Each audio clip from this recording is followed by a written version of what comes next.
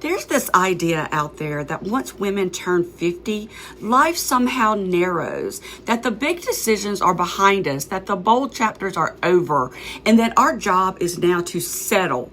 I don't buy that. This channel exists to flip that script, to tell honest stories about what life really looks like after 50.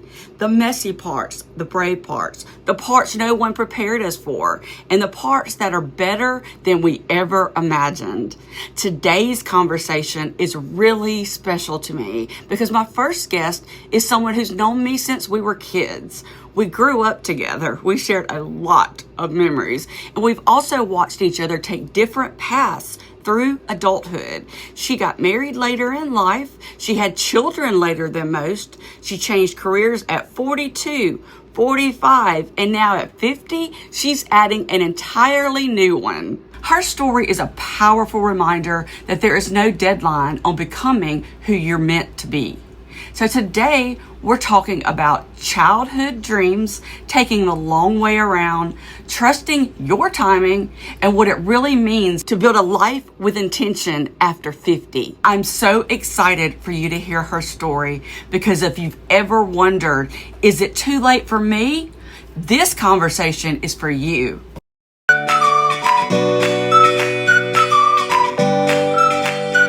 Welcome back. This is Flip the Script 50, and this is Donna Taylor. We met when we were 15, and we basically hit it off from the start and spent a lot of time together. Had tons of adventures, things we probably shouldn't have done, but we weren't really that bad, were we? Well, we survived. We had a pretty good childhood. The teenage years were really fun. You turned 50 this past August, right? Yep, that's right. She hit the 50 club. We're about 6-7 months apart, something like that. So she got there right after I did. What has turning 50 emotionally meant to you? Like, what did it do for your mindset? When you tell people you're 50, sometimes they're like, it just sounded so old to me. But really, I don't feel 50. People tell me I don't look 50. It was honestly, at some point, I just accepted it as another number, and I'm not slowing down. Right. Right. Exactly. That's what we're here for. And I can remember turning 16, which we'd known each other for probably a year by this time. And I had a little Honda Prelude. And this particular moment, we were in my car, and I think we were going back and forth from our little boyfriend's apartment up Belvedere, remember? Yep. And to a softball game, and me blaring John Mellencamp's Jack and Diane, hold on to 16 as long as you can. Because that's just a core memory, because I know that when I was 16 and I looked at people in their 20s, 25, that I thought that was old. Yeah. And then you couldn't even imagine 30s or 40s, but now that we're 50, like, I don't know how that happened, but we are, and it doesn't really feel that different from 20 years ago. No, it doesn't. But I do think that 50 nowadays, it really is like the new 40 or 35. Like, you look at our parents at 50, and it was just a different world. It was very different. Before we talk about where you're at 50, we want to go back to where it all started. What do you think you were like as a teenager? As a teenager, well, growing up, I was a firstborn, so I think I had a lot of those firstborn traits. I was a little bit of an overachiever, a little bit bossy, probably, a little bit of a know-it-all, maybe, just because that's what first child, that's how I act. No comment. I'm the baby, by the way. I mean, growing up, I'm a little bit stubborn in that I do what I want, and I don't like people telling me what to do, when to do, or how to do it. And so, but at the same time, I was very responsible. Yes. So I feel like probably my parents left me alone in that regard a little bit, because they knew I was pretty much going to walk the straight and narrow, but in my way. Yes. Donna's mom was a nurse and worked a lot. My mom cooked a lot at home, and then your mom, I know, didn't. And what was it we used to call her, because she only did like small meals? Microwave mom. Yeah. But you saw a 2-income family and your mom working. What was your family's expectations around women in general, working and at home in the kitchen? I mean, there was no cooking. She was the microwave mom. So we grew up with the expectation. That's what we knew. That was our norm, with both parents work. And I think across the country that started transitioning in the 80s, where, it was much more normal for both. There was no more leave it to beaver, right? It was both parents were working. And so that was always the expectation, was, to get a good education so we could go to work. What did you think being grown would look like back then when you were looking forward? For me, it was being able to have a job where I could buy my own house, live by myself, hopefully get married one day and have a child or two. But, not right out of college. I wanted to have a career first. Right. That's kind of where our paths kind of split. Donna was the matron of honor in my wedding, and I got married at 20. And that was young, but in my family, that's kind of what happened. My sister got married at 19, and I kind of jumped right into that. I was only married 4 months when I got pregnant, and my life kind of took a different path. Donna went into the career field. Were you ever told directly or indirectly what women were supposed to do? Not directly, but I think my parents, honestly, they gave me free choice. But in my mind, all I wanted was independence. So, and I don't like relying, and still to this day I'm that way. I don't like to rely on other people for anything. Right. And so I wanted to figure it out myself. Maybe it was going to be a little the hard way and maybe a little bit slower, but I wanted to do it myself, and my parents encouraged me. And because your mother was very independent, that gave you that extra push to be independent and that was something I learned later in life. I think I've always been independent, but getting married at 20, I had somebody to rely on. And now I've been single most of my adult years, and I've learned to be independent and take care of myself. What were your thoughts about getting married, having kids? Did you have a goal for that? Yes, I definitely wanted to get married and have kids after I established my career.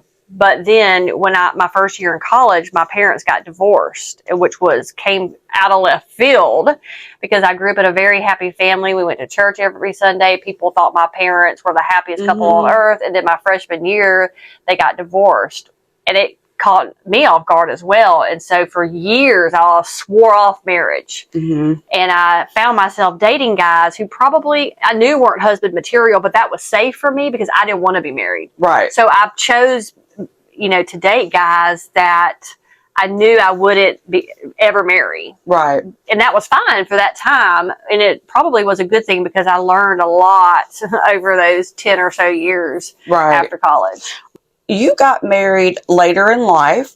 I was married until I was about 26. About the time that I got divorced, I think your life had kind of switched. Yeah. Your mindset about what you wanted out of life. And I remember you were so focused on work and your health. And can you tell us about that? Yeah. So, after I graduated from college, I was 21, 22. I spent the next 4 or 5 years having a good time. We partied a lot. We had fun. I dated a lot. But probably around the time that you got divorced, I was ready to finally settle down. I got it all out of my system, and it was time to settle down and stop dating guys that were not a good fit. Right. And, switch gears. Looking back on that now, I totally get it, and have for a while. But I remember when I got divorced and you had kind of switched over, we still saw each other a little bit, but I don't want to say disappointed, but, I just kind of thought, oh, when I get divorced, we're just going to hop back into what we were doing before. Yeah, we were 16. Yeah, exactly. You waited and got married at 35. Yep, 35. So did you ever feel behind, or did it feel right for you? Oh, I definitely felt behind because people reminded me all the time, like, are you ever going to get married? Are you ever going to have kids? I'm like, yes, I will. but I'm not going to marry the person I'm dating when I know they're not a good fit. Like, I went through a lot of dates, a lot, over those years. And, until I found the right one. And I was going to be choosy. I was not going to settle, because I see what divorce does to people. And I never, ever wanted to marry someone that I thought maybe for even a second would end in divorce. Right. And I know people say that, but I saw it. Yeah. And so I felt like I knew what I wanted, and I knew that person was out there. Thank God I found him. It took a long time, but it was worth the wait. Yeah. And I mean, I could say this, if you know me, I don't say stuff just to have words coming out of my mouth, but I've always respected her, and I knew she always made good decisions, and he was the right one. Yeah. It took a little while before you told us y'all were dating, but yes, love her husband too. What did waiting give you that you might not have had earlier? Oh, that's easy. Waiting gave me the chance to get through see all different personalities of men and all the things I knew I didn't want. I didn't want a man that couldn't support me financially. I didn't want a man that didn't have a good work ethic. I didn't want a man who, put his friends in front of me or his hobbies in front of me, because I dated a lot of those guys too. So it gave me an opportunity to see exactly, weed all that out and to narrow down to what I really wanted. Right. And then came your baby, and she was born when you were 39. Mm-hmm. So having a baby later in life, because I had one so early, and I always thought, if I had another one in my mid-30s, I would be a better mom. Not that I was a bad mom, but that I could be so much better. Yeah, and different. My sister had children very young also. She got married when she was 21, had her first child at 22. So I watched her raise her children at a very young age. And I knew that it was going to be tougher because, first of all, it was very hard to get pregnant when you're in your late 30s. It took us 3 years, but I had more patience as an older mother. And I was also more stable. I was stable in our finances. I was stable in my marriage. So I had a lot of stability to raise a child. Right. What do you wish women understood about late starts, getting married later, having kids later? That's a good question. For me, it meant that that it's okay to wait. And I feel like women are naturally, I feel like that's why you hear so much about women struggling to get pregnant, is because we are older. The human body was not designed to be as fertile at 38 like it is when you're 18. And so I wish women knew, that it's okay to wait, and you don't feel the need to rush just because your biological clock is ticking. Right. And that you do have other options when you get to that age. Yep. And y'all did in vitro? No, we never did in vitro. We moved to Denver. Right. And which is what has some of the best fertility doctors in the world. And so we were lucky enough to get with a doctor who was able to figure out that I had endometriosis. I didn't even know it because I didn't have any of the symptoms of it, but I did have it. They were able to remove it, but no other doctor here had ever thought to test me for it. So I got pregnant the next month, and, but by that time, when she was born, I was 39. So a couple years later, when we started trying to have baby number 2, by that point I was, 42, 43, and it didn't. I was like, I'm not going to put all that work into it. Yeah. So we tried for a little while, but it didn't happen. Before y'all moved there, they actually went and got married. Yep. Without telling anybody in Colorado. The ever famous elopement. Mm-hmm. After college, you went into an accounting field with a local TV station. Yep. And then you kind of did your own thing with accounting. Yeah, so I worked at the TV station for a few years, but I needed to make more money, right? My first job out of college, I didn't really make enough to support myself. So I went back to school and got my master's after about 5 or so years. And it kind of kept, moving jobs every 3 or 4 years to make more money. And then I eventually went to work in commercial real estate, where I ended up working for like 15 years, got my CPA, got promoted to accounting manager, managed a team of accountants in Denver. And then when we moved back, I did that remotely for several years. Right. And then around the age of 42, Yep. You decided to add another career and kind of do on the side. Yep. And that was residential real estate. So I got my real estate license.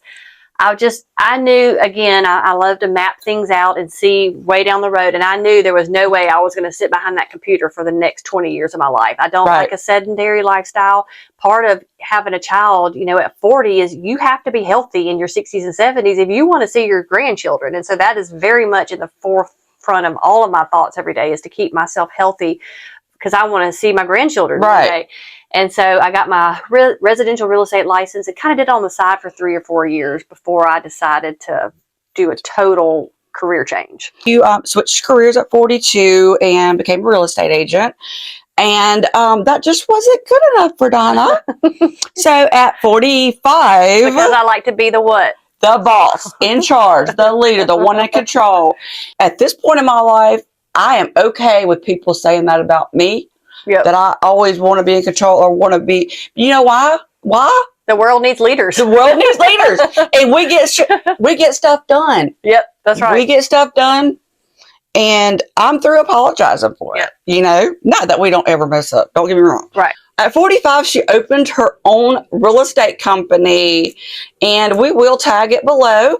If you are moving to Central Mississippi, this is your girl. And tell us about that. How did you decide to jump into owning a company? So when I got my real estate license, I did it on the side for a few years for my broker, who was my first ever real boss in the accounting world. And he just had 1 or 2 agents, but he ended up moving out of state. So I had to find another broker. And he said some words to me I'll never forget. He said, "You should start your own brokerage. You don't like people telling you what to do anyway." Right. And I was like, "Yeah, you're right." And so I did. And about that time is also when I decided to quit because I had been doing it on the side for a couple of years, so I knew I could do it. And so I quit my full-time job, gave up those benefits, that paycheck, and just went in, all in. First, yeah. And she has a YouTube channel, and we'll link that below. What's the name of your YouTube channel for your real estate company? Living in Central Mississippi. I started in January of 22. And it's, having a YouTube channel is hard. It's hard to come up with all the content. It is. And this being our first interview, that's another reason I wanted her to do it, because she started her channel just a few years ago. Yep. It's been about 4 years. And of course, our history and her just being who she is, I wanted her to be my first guest. So we'd already said that, I didn't have too much projection into the future of what I knew I needed to go to college, but I didn't have a big plan. What were your thoughts at the time? Your early dreams, your assumptions about adulthood?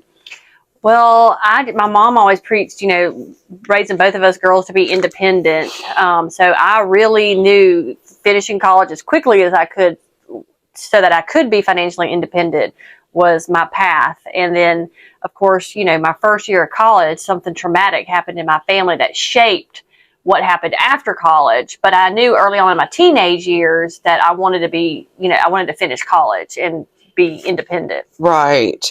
And you touched on, you didn't want to have the 8 to 5 job. You wanted to then move into real estate, and then you didn't want to work for anybody. So then you moved into owning your own company. So was that what it was that wasn't working before you changed over to your own company? The fact that you were working for somebody? Yes, that, and the fact that I always felt bad, if you need to take time off to go pick your kid up from school or go to their play, I think I said this earlier, I don't like asking people to do something. I want to be able to do what I want to do when I want to do it. And so I knew I had to have my own business of some sort. It just took me a little while to figure out what that looked like. Right. So what were you scared of before you made the leap? I was scared that I wouldn't be, so I am married and my husband does well, but I always want to be the woman that can, if shit hit the fan, I can support myself. Right. So I really wanted to make sure that I could make at least as much money as I was making at my salary job. But by that time I was making pretty good money. And so I wanted to be able to replace that. And in the perfect world, work less. That was my ultimate goal, was to make more money, but work less hours. Stop trading time for money. Yep. So at what point did you totally quit the accounting once you opened up your real estate? Yeah, a couple months after I opened my own brokerage. What part of yourself finally got to show up And I think I can answer that. Being the boss, the Yes. leader, Yep. the go-getter, the one that makes the decisions. Yep. Building a business literally from the ground up, you know, because when you start a brokerage, you can start your own brokerage or you can do a franchise. You can, you know, pick a big name brokerage like Berkshire or somebody like that and you know, and pay a franchise. But I didn't want to do that because I knew I could do it by myself. Right. And I knew I had it within me to be successful. Right. So, with opening your own company, what did your age have going for you?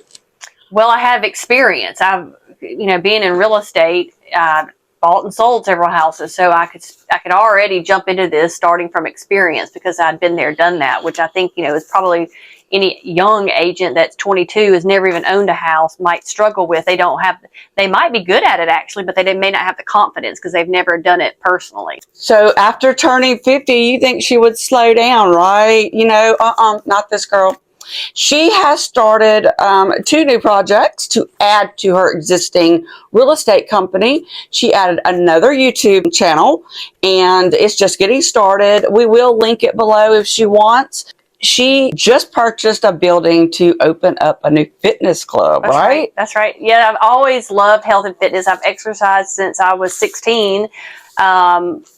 When you could go to the gym by yourself, and I did it. I remember going to the YMCA by myself. But yeah, so me and my friend of mine, who's now my business partner, we're both crazy thinkers, and we were like, our neighborhood needs a fitness club. Like, we should open one. We have no experience doing this, right? I'm like, it'll be fine. We've closed on the space and we're opening it in a couple months. We've ordered all the equipment and we're really excited. Awesome. I can't wait to see it. Thank you. It's never too late to change careers, no matter what you want to do. Think about what you would actually enjoy, not just 8 to 5 job. Work. Yeah. Age is not a limit to anything.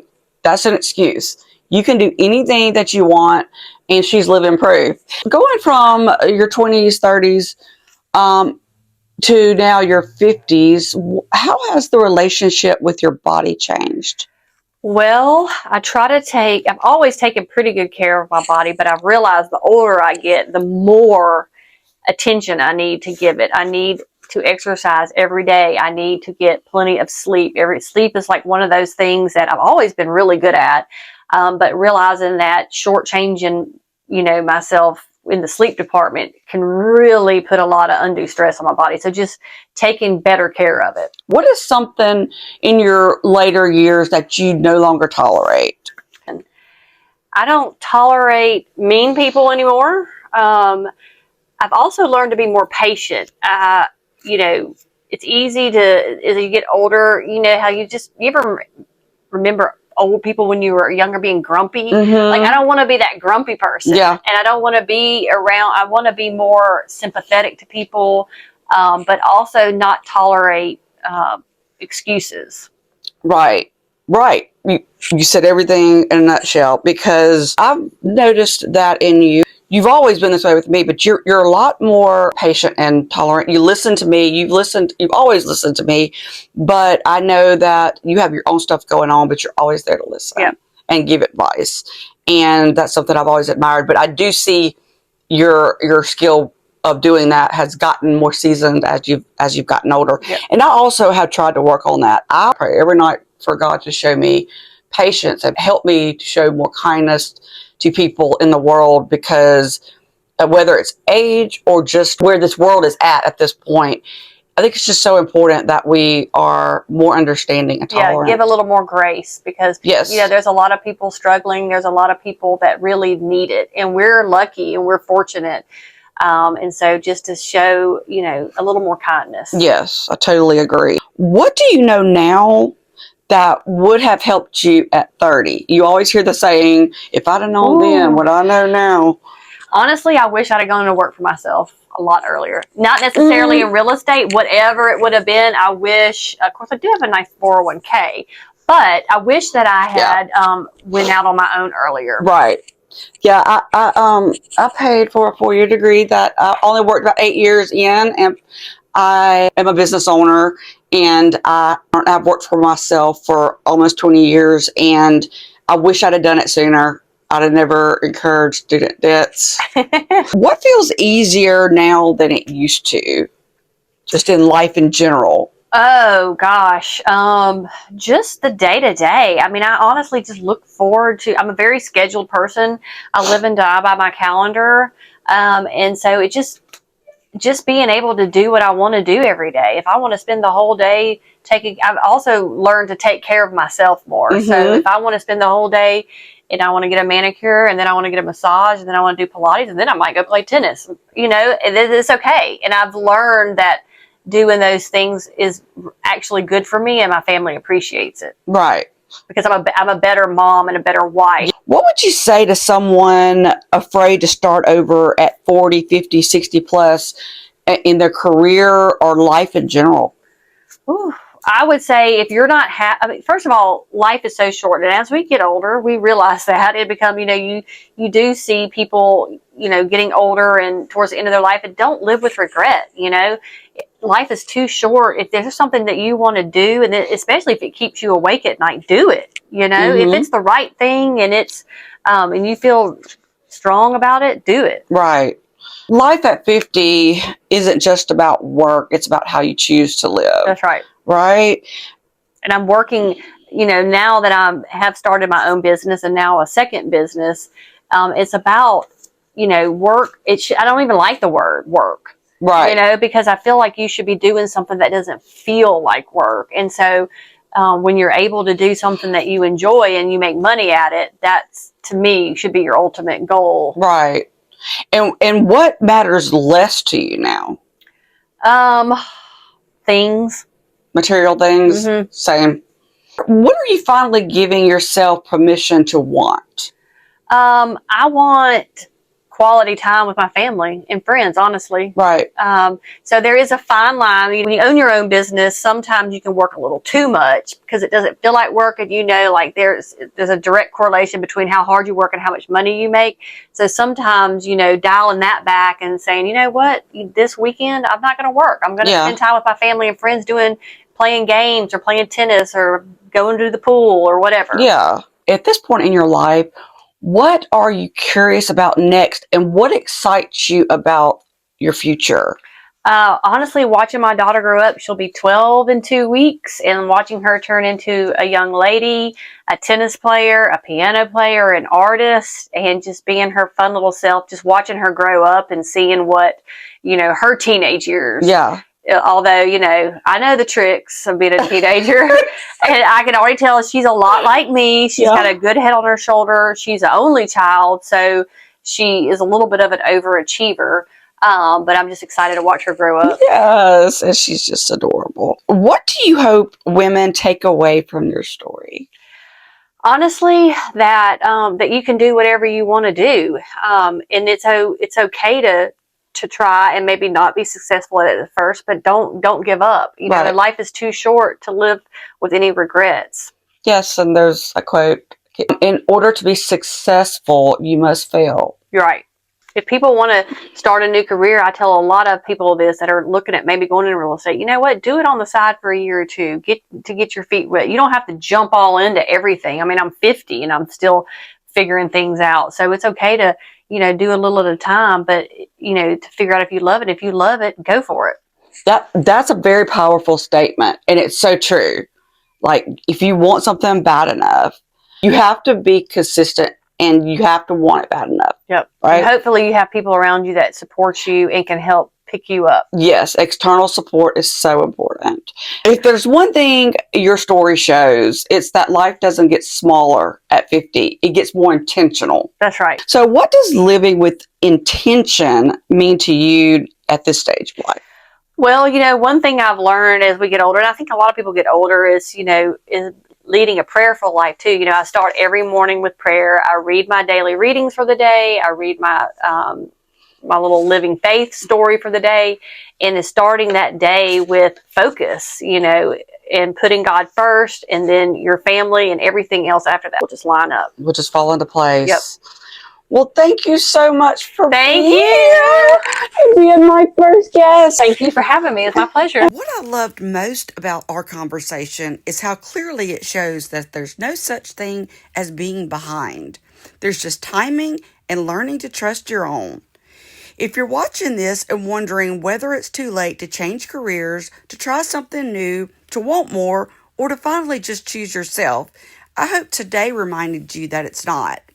This channel is about telling real stories of women over 50 who are still becoming, still evolving, and still brave enough to ask, what else is possible? Thank you for being here, and I hope you'll join me for our next conversation as we keep rewriting the rules together.